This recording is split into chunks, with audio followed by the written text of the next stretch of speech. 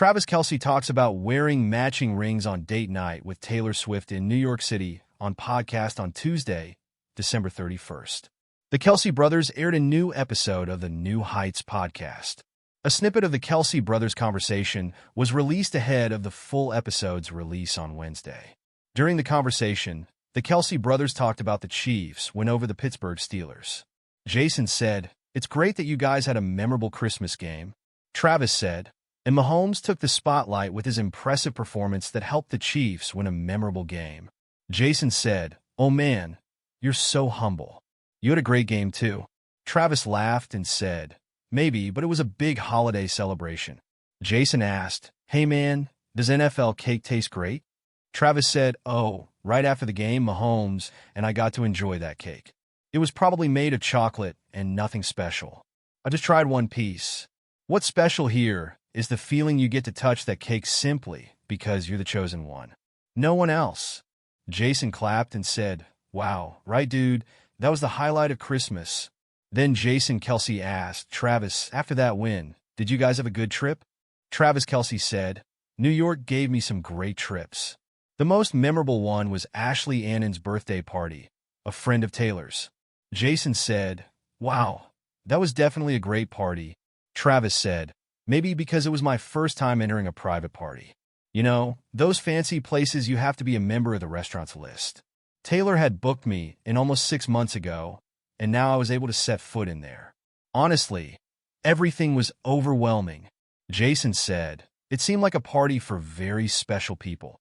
Travis said, "I think it could be said that way. Everything related to that party, especially the guests, will be kept secret forever. If you accidentally reveal it, I think you won't be able to set foot in that place even once. There are some very strict rules there. If you want to have a long-term connection, you have to follow them." Jason said, "Wow, I actually had a little idea of the luxury of that party." Travis said, "Trust me, everything in front of you is crazy." Then both Kelce brothers laughed happily. Jason continued, "So what about the ring?" Fans were very interested in the phone call. Travis was happy and said, "Oh, actually we've been wearing that ring since Taylor's birthday. If you can consider it an engagement ring, then you can also consider it a piece of jewelry." Jason said, "That's great. Maybe it's a souvenir." Jason continued, "I've met Ashley twice before your games, once at the Super Bowl and one game at Arrowhead Stadium." Travis said, "Yeah, Ashley has gone with Taylor to a few Chiefs games. She's a friendly and funny person, especially her fashion products are very popular." Jason said, "Oh, so what about you and Taylor? You two definitely look very happy." Travis laughed and said, "Our outing encountered a rainstorm. Taylor, she enjoyed walking in the rain. I tried to cover her from the rain, but that made her enjoy it even more when we both got wet." Jason laughed and said, "Well, you guys had a romantic outing in the rain." Travis said, "I don't know either, but maybe the weather made us sneeze continuously." Jason said, "What us? You're not alone." Travis, "Are you having a big problem with the weather?" Travis nodded and said, "Yes, the weather in New York is probably a little colder than in Kansas, but it was a great experience anyway. Because of the weather, we returned to Kansas City earlier than expected. You know, it's almost New Year's, Jason." Jason looked a little surprised and said, "You guys? Us? Don't you mean you're returning to Kansas alone?" Travis, "Taylor is also with you." Travis Kelce laughed and said, "Maybe this will be the first New Year's Eve together. You know, that really makes me nervous." Jason said, "Wow, I will come to your house to play when the new year comes. I will be welcome, Travis." Travis said, "Oh, of course. But if you bring gifts, that would be great." Then both Kelce brothers laughed happily. When Taylor Swift wrote her breakup anthem Bejeweled, she likely didn't realize it was foreshadowing her next relationship. Yet here she is, 2 years later, iced out at the hands of her professional football player boyfriend, Travis Kelce. Things change. On December 29th, the pop star made an appearance on the Instagram of her bestie Ashley Avenon. The two linked up in celebration of Avenon's birthday, hugging in front of a sprinkle-covered cake. With their blonde hair and matching black fits, the two looked like twins rather than friends. Though Avenon was the woman of the hour, Swift made the whole place shimmer. She wore her signature vivid red lip color, Pat McGrath's Leaky Lust legendary, wear lipstick from the looks of it, and accessorized with the sparkly Cartier watch Travis Kelce reportedly bought her for Christmas. Swift's timepiece, Cartier's famed Panther de Cartier watch, is made from 14K yellow gold and costs a cool $32,200 at retail. The extravagant design matched perfectly with the $336,000 diamond earrings she wore that same night.